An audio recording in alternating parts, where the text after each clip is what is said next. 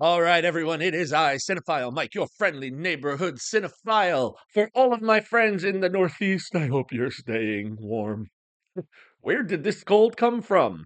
Out of nowhere. Sort of like the film I'm discussing today.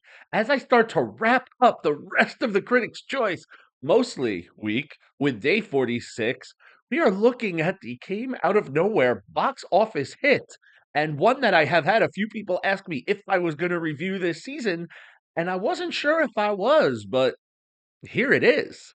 Toho International's monstrous Godzilla minus one. Written and directed by Takashi Yamazaki, this film is the most successful film in the Godzilla franchise in the Japanese language in Japan. As of this writing, and this number may have already changed given the clout the film has, but this film, as of this recording, is just about to cross the $100 million mark with $51,065,871 domestically and $47,005,470 internationally.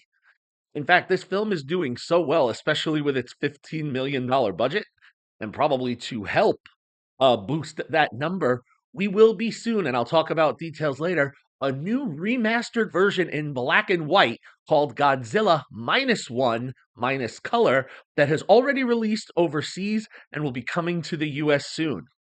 Now, why does this film land here? Well, it has been nominated for Best International Feature at the Critics' Choice Awards. It did not win. Anatomy of a Fall seems to be untouchable, except at the Oscars because it was not shortlisted for international film. France didn't back this one. I'm sorry, I'm off topic. Back to Godzilla minus one.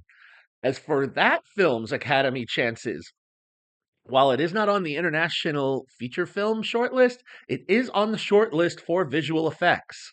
Now, will it be a nomination that the film gets? Well, it's one of 10 films vying for 5 spots. We will see in a few days when those Oscar nominations come out. Now, Godzilla minus one takes place near the end of World War II. Our human protagonist is Shikishima, a kamikaze pilot who feigned mechanical problems to avoid losing his life in an attack during the war. So, upon landing at a Japanese base, as this is being discussed, they're looking at the plane. Godzilla emerges and attacks said base. Now, Shikishima is able to get to the machine gun on his plane, but he freezes in fear. This seems to be his trope that he gets scared to enact in battle and he gets knocked unconscious. He's unable to take a shot that could have helped. And as a result, Godzilla destroys this Japanese airbase. Now, feeling very guilty as being one of the few survivors, he returns home and sees how much of Tokyo has been lost to the bombing, what he has lost, his family. So he makes a quiet life for himself and also takes in a young woman, Noriko, who also suffered loss in the bombings, and an orphaned baby named Akiko that Noriko had rescued. So these three form a found family and, they create a life for themselves.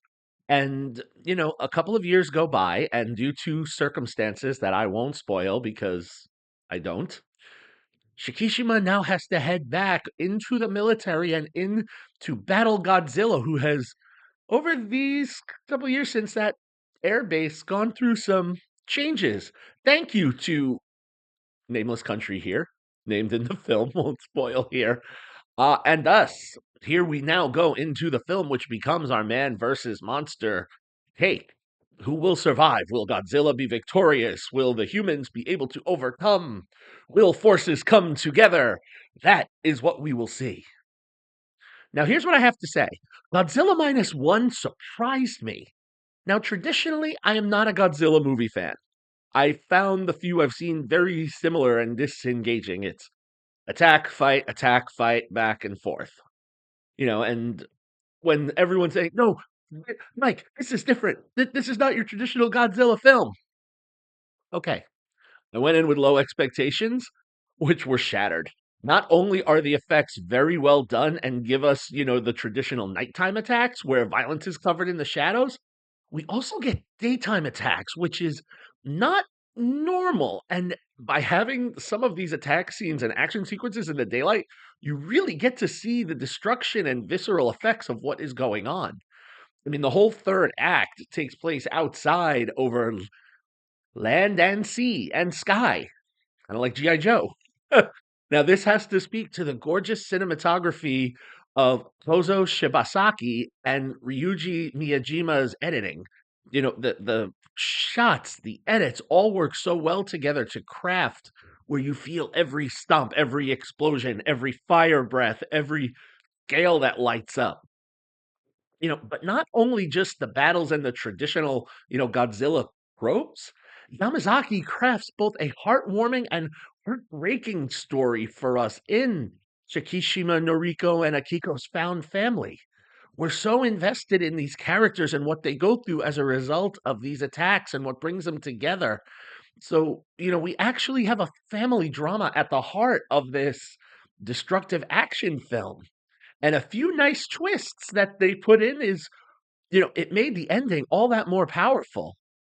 Ryunosuke Kamiki and Minami Hamabi as Shikishima and Noriko, respectively, layer their performances with substance to raise the stakes and raise the scenes above what we would just expect to see, human interactions in a Godzilla film. It's not just 90 plus minutes of attacking with some dialogue. We have a story that's crafted here. I have to note that that was impressive. So Godzilla Minus One is a solid 4-star film for me. Normally, Godzilla films would rank around 1 or 2, but this one is a 4 out of 5 for me. Visually stunning, well acted, and shows me what more Godzilla films could be. Now, if you haven't seen Godzilla Minus One, it is still in theaters. If you want to see it again, I recommend, like I'm going to do, you might want to wait a few days until it's re released in theaters in this new black and white version, like I was talking about at the beginning of the review. That will be released in the US on January 26th. But regardless of which version you want to see, color or black and white, Toho has announced, and this again as of my recording, that both versions of the film will be leaving theaters on February 1st. So you've got just about a week and a half left to get out there and see Godzilla Minus One. So that is where I leave you today. See everyone tomorrow as I move on with the rest of the Critics' Choice, mostly week, and I'll be discussing a documentary that's linked to another film that I discussed earlier this week. And then on Monday, you will get my review of my number one film of 2023. If you follow me on social media, you know which film it is and how exciting I am saving that for the 50% mark. Yes, we're almost halfway through award season 2. Isn't that exciting?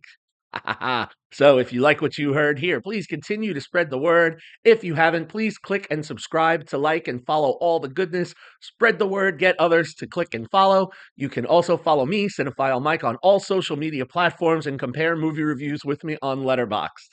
See everyone tomorrow as our journey through season 2 continues. And until then, this is Cinephile Mike saying, take a break and watch something new.